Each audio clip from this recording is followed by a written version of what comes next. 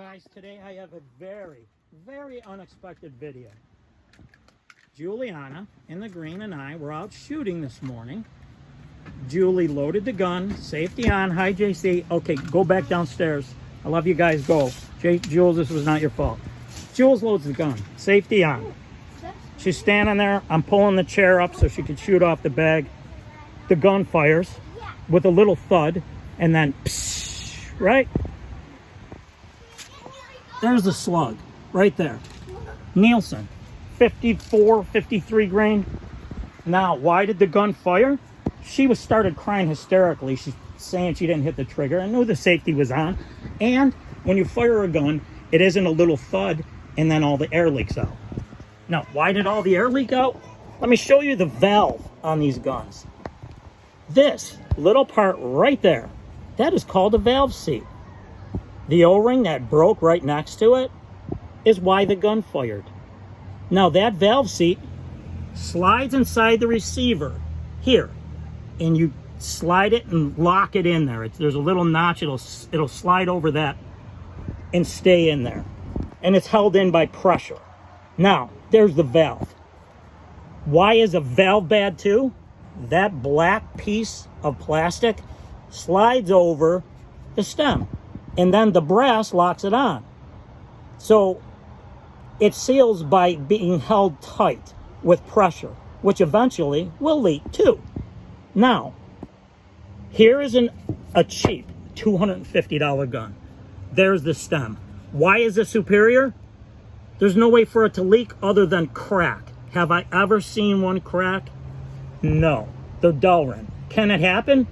Of course. Anything can happen, right? But why would you take having one leak point? Because this valve seals to the housing itself. The housing is superbly machined, super flush. The valve seals to the housing. Why would you build a gun with 3 leak spots? Why? Why would you put that seat, right?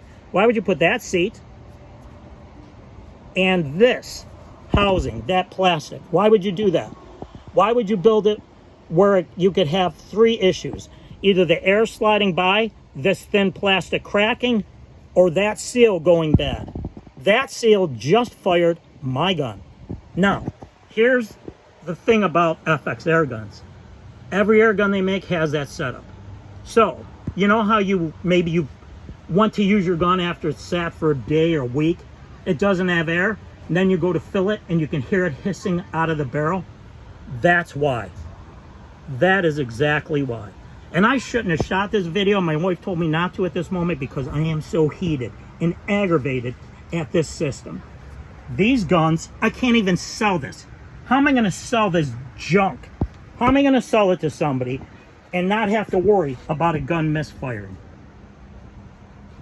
And I was going to go over these valves in a video in a week, and I will. We're going to go over every valve system on every gun, and I'm going to show you everything about them. I'd like to hear from Frederick. What would have happened if I was out hunting, right? What if I was across the creek, my daughter had that gun in her hands, pointed down at a rock, the gun fired, ricocheted and hit her in the face or the eye? Every gun they make is this way. They have to answer for this. They have to answer their consumers on why they build leak-prone products. This is because it's cheap to manufacture. It's easy. And once again, I'm sorry if this is a negative video, but guys, I am so heated. I am so aggravated you don't know. She could have got hurt. What if she had been turning and that was pointed at my leg? I would have got shot. This is far past. Safety issues are extreme here. They need to answer for this. And not Matthew. This isn't Matthew's fault. Frederick, this is your fault for this stuff you design, cheaply junk. And I'm going to show you all the different gun designs, guys, I promise. I am sorry once again that I'm heated, but you understand what could have happened to my kid. My kid had that gun in her hand. I'm so sorry, guys. Thank you for watching, and I need you to spread this everywhere.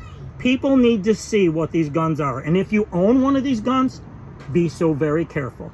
Never, ever, ever, ever, ever think you can trust your gun.